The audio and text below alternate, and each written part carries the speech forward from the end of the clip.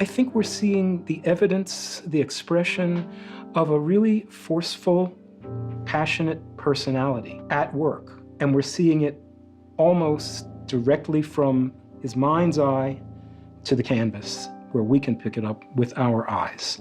But the ability to put on paint is like a musician that can really, really play his jazz, and he's slapping paint on it, you know, and building it up, and it looks like architecture at some point, you know, and then be very delicate with watercolors and pastels is his ability, you know.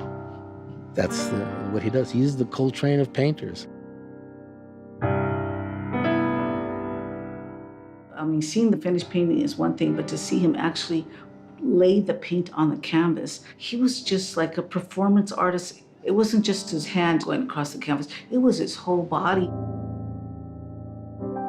His paintings that might depict a scene in Echo Park, a car going off a freeway, but it's rendered in a style that is of the same caliber, on the same level as Monet, Degas, Renoir. And they have this perfect balance of light and dark. And I mean that not just in the light and dark of drawing or painting, but light and dark emotionally. People talk about his bridges that are being torn down now. He was the essence of what Los Angeles was during his time.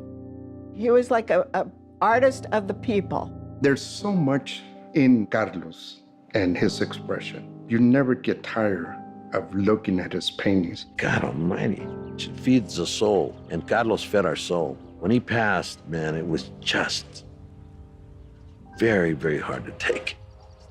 He was a giant. The question that I've been asked about this is, why should anyone paint a 12-foot-long burrito stand? Well, we have to think of ourselves as pretty finite creatures. 100 years from now, there may not be anything like this around. I see painting, or a painting, as a time capsule.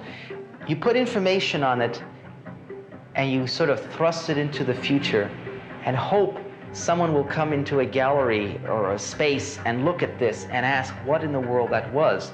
And maybe they won't believe it existed.